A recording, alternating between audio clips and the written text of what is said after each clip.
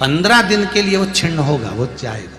पैसा टिकने वाला नहीं 15 दिन तक, चाहे कुछ भी कर लो। नमस्कार, जय माता दी। आज के वीडियो में जानेंगे हमारी कौन सी ऐसी गलती जो हमें कंगाल बना देती हैं।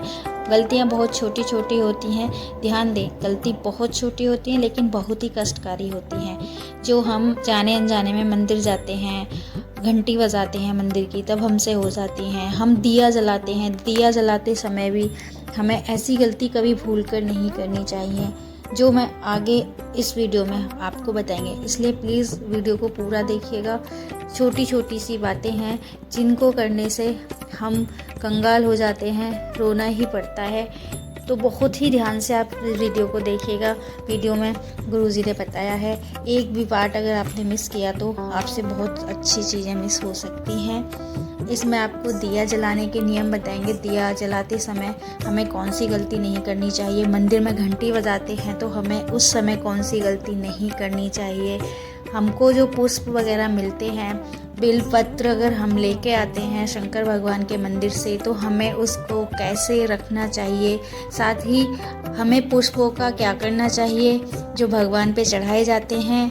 और जो हमें कभी कोई गुरु से दीक्षा मिलती है या माला वगैरह यदि हमें कहीं से मिलती है मंत्र जाप के लिए, तो उसका हमें किस तरीके से यूज़ करना चाहिए, क्या इन सभी बातों के बारे में आज आपको ये बताएंगे। तो इसलिए वीडियो में लास्ट तक बने रहिएगा। गरुड़ घंटी क्यों बजाई जाती है? मंदिर में घंटी क्यों बजाई जाती है? घंटाल क्यों बजाया जाता है? ताली क्यों बजाई जाती है मंदिर के अंदर? कारण क्या है? शंकर के मंदिर में घंटी क्यों बजाई जाती है? शंकर के मंदिर में उस घंटी को क्यों बजाया जाता है? ताली का नाद क्यों करा जाता है? शिव मंदिर में किस लिए करा जाता है? तो लिंग पुराण कहती है कि मंदिर के अंदर या घर के अंदर आप गरुड़ घंटी जब बजाते हो, घंटी का नाद जब करते हो, तो शिव महापुराण की कथा और लिंग पुराण की कथा, विष्णु पुराण की कथा कहती है, मात्र घंटी का नाद कर देने से जितने भूमि पर तीर्थ हैं, जितने साधक साधना कर रहे होते हैं, जितने तपी तप कर रहे होते हैं, जितनी पवित्र नारी स्त्री पतिव्रता धर्म का पालन कर रही होती है, जितने दान पुण्य स्मरण हो रहे होते हैं, उस समय पर जिस समय तुमने घंटी बजाई है, उस पल वो सारे पुण्य घंटी का नाद करते से तुम्हारे खाते में आ जाते हैं। मात्र घंटी का नाद कर देना। शंकर जी के मंदिर में जाकर ताली का नाद किया जाता है। ताली का नाद शिव मंदिर में क्यों बजाई जाती है? उसका कारण, उस मंदिर में जितने बैठे 3 बार ताली बजाने से उनका सारा का पुण्य हमारे खाते में 1 सेकंड में आ गया।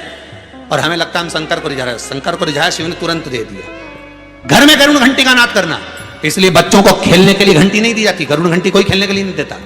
खिलौने दे देंगे, दूसरा सामान दे देंगे, पर गरुड़ घंटी नहीं देंगे। क्यों नहीं देते? क्योंकि गरुड़ घंटी का जब नाद करा जाता है तो सबका पुण्य हमारे खाते में आ जाता है। कोई साधारण घंटी बजाना पूजन के समय पर, स्मरण के समय पर, भजन के, इसलिए घंटी भी हर कभी नहीं बजाई जाती, समय समय पर। और आग से भी निवेदन है, मंदिर में भी जाओ ना तो घंटी का नाद करो तो बड़े प्रेम से करो। ऐसा नहीं कि तुम लेट बजाए जाओ बजाए जाओ बजाए जाओ। ऐसा ही नहीं कि लटकी है तो बजाए जाओ। क्या मतलब? वो घंटी को बजाने के लिए आएगी? नहीं, उसका एक समय, उसका एक संबोधन, उसका एक आनंद। कई मंदिरों में मंदिर का पट बंद हो जाता है, दरवाजा बंद हो जाता है, तो भी लोग घंटी बजा देते हैं। दोष, दोष। भगवान अगर मंदिर में सो रहे हैं, लिखा हुआ है मंदिर के खुलने का समय इतनी बजे से इतनी बजे तक, मंदिर बंद है तो घंटी नहीं बजना चाहिए। जिस जगह पर ब्राह्मण विद्वान हैं, साधक हैं, संत हैं, साधु हैं, मंदिर अगर बंद होता है तो उसके साथ में घंटी के नीचे के भाग को रस्सी से ऊपर बांध दिया जाता है जिससे बजे ना। क्यों?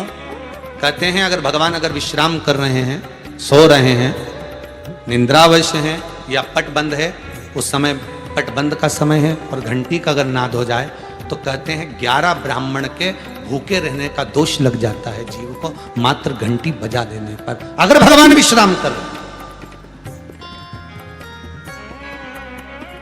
भगवान विश्राम अवस्था में है, पट बंद है, दरवाजा बंद है और लिखा हुआ है समय, मंदिर खुलने का समय 11 बजे से इतनी बजे तक, मंदिर बंद होने का समय इतनी बजे से इतनी बजे तक, और उस बीच में तुमने तो देख लिया कि पट बंद है, तुम तो आ गए, तुमने तो मन में सोचा हम तो इंदौर से आए, हम तो भोपाल से आए, हम तो वहां से आए, हम तो वहां से आए, और भगवान का मंदिर बंद है तो क्या हुआ, हम तो घंटी तो बजाएंगे, तो बजा ले जा।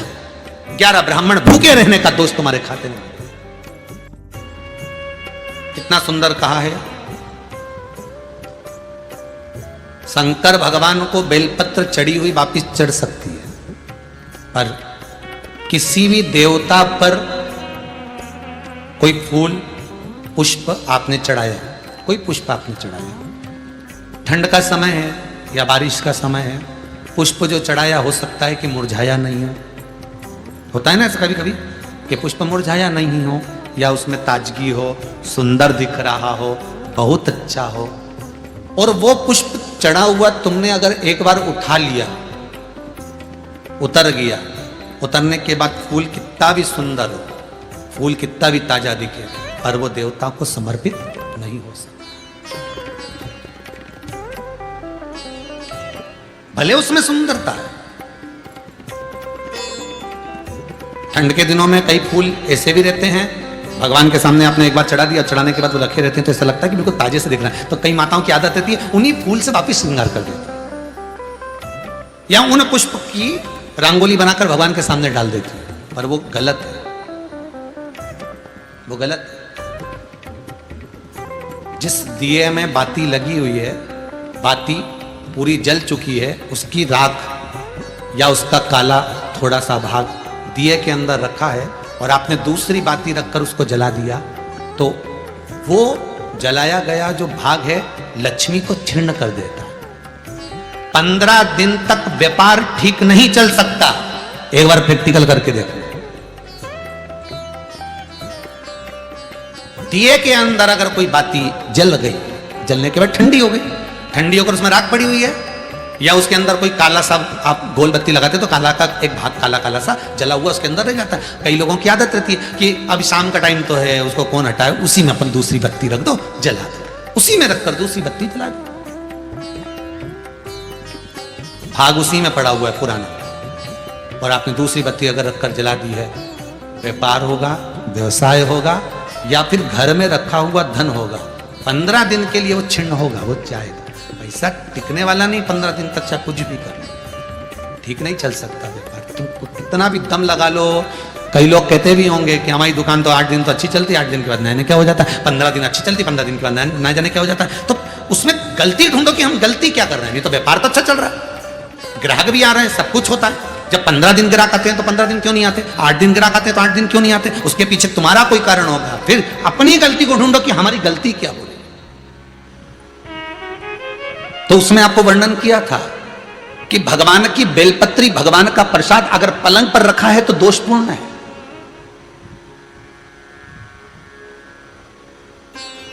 वो दोषपूर्ण है।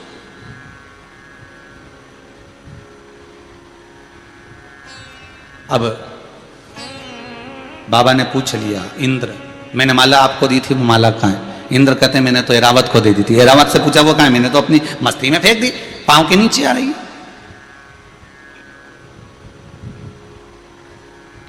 मैं तुझे श्राप देता हूं इंद्र, तो तेरी सत्ता के विमुख होगा। जितना तुझे तेरी सत्ता से प्रेम है इंद्र, तुझे अपना सिंहासन प्रिय है, मैं तुझे श्राप देता हूं कि तेरा वो सिंहासन तेरा छूट जाएगा।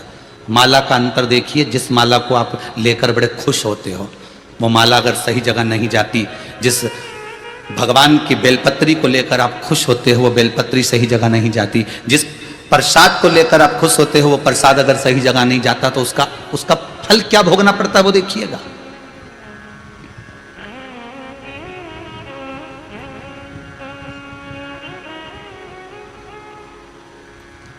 एक कथा आपको सुनाते हैं, वो कथा नहीं है, हमारे जीवन का प्रत्यक्ष उदाहरण है।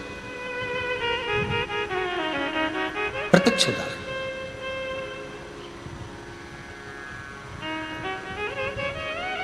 भवानी मंडी में भंवरलाल जी शर्मा रहते हैं, शायद वो कथा सुन रहे होंगे।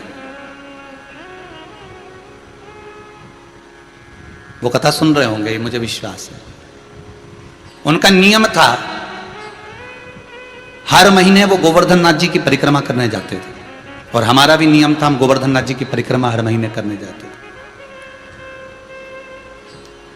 कई बार ऐसा योग बन जाता था कि वो परिक्रमा पे, हमारी कोई पहचान नहीं है, हमारी कोई जान नहीं है। ये भंवरलाल जी का नाम हमको तो बाद में मालूम पड़ा कि ये भवानी मंडी के रहने वाले, वो भी पूछा उनसे, वो भी रो रहे थे तब पूछा गया।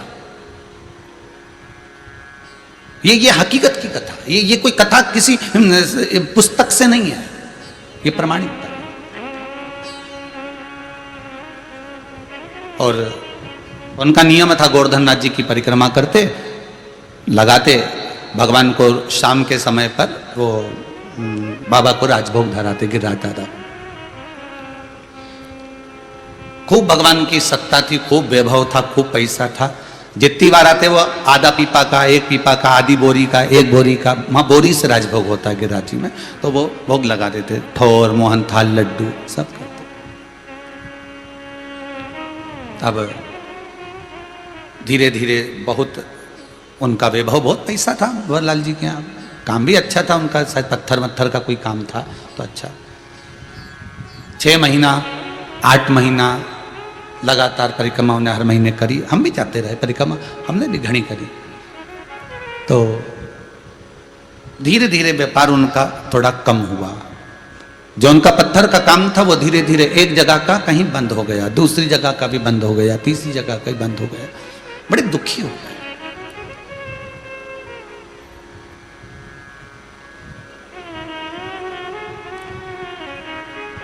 पूंछरी के लोटे के पहले मुकुट शिला आती, उस मुकुट शिला पर हम बैठे हुए थे और ये भैया निकल कर जा रहे थे और आज ये दोनों पति पत्नी की आंख में आंसू भरे हुए थे परिक्रमा करते करते। अब मुख से निकल गया, भैया आप कौन हो, क्यों रो रहे हो? और वो भी गिरिराज दादा की शरण में रो रहे। जब व्यक्ति भगवान की शरण में रहता है, भोलेनाथ की शरण में रहता है, ठाकुर की शरण में रहता है, मेरे कृष्ण की शरण में रहता है, मेरे गोवर्धन नाथ जी की शरण में रहता है, मेरे राम की शरण में रहता है, तो उसकी आंख में तो आंसू आना ही नहीं चाहिए। फिर आप क्यों रो रहे? अरे महाराज धोती तो पहने ही थे हम। तो कहा अरे महाराज, बहुत पहले की बात है, लगभग हो गए होंगे 8-10 साल, आज याद आई है तो बता दें। अरे महाराज बड़े दुखी हैं, क्या हो गया? हर महीने आते हैं, बाबा बहुत सुनता था, खूब वैभव था, परंतु अब कुछ बचा नहीं है। अब तो भगवान को हम भोग भी नहीं लगा पा रहे, वो स्थिति। फिर भी हम लगाते तो हैं, थोड़ा बहुत जो बन जाता। हमने कहा कुछ नहीं, गिरिराज बाबा से विनती करो, ऐसी दशा क्यों लाकर छोड़ दी? दुख दिया है आपने तो सुख भी तो आप दोगे। आप विनती करो बाबा से कि ऐसा समय क्यों लाए हो, यह समय आखिर किस लिए आया? महाराज विनती तो हम हर बार आते हैं, हर बार करके जाते हैं। पहले परिवार समेत आते थे, अब तो दोनों आ रहे हैं। ठीक है, हाँ हमने देखा है आपको 2-3 बार, आप 2-4 बार परिक्रमा में दिखे हैं, दूध चढ़ाते, भोग लगाते। अरे ये दशा क्यों? चल दिया हमारे साथ में, हम भी साथ में चलते चलते पूंछरी के लोटे के अंदर वाले रास्ते से निकलते निकलते जतिपुरा पहुंच रहे हैं। तो उनसे बात करी, क्या करते हो आप यहाँ आते हो? तो हम बढ़िया सुबह ट्रेन से उतरते हैं, बढ़िया नहा धो के होटल आदि में, और भगवान की परिक्रमा करते हैं। दूध वगैरह चढ़ाना है, पूजन करना है, अर्चना करना है, अंग वस्त्र वगैरह सब पहना के शाम के समय बाबा का कुंभड़ा कर दूसरे दिन हम निकल जाते हैं। अच्छा, बस अब इसमें क्या गलती हो रही है ये पता नहीं है। वो गलती कौन सी है?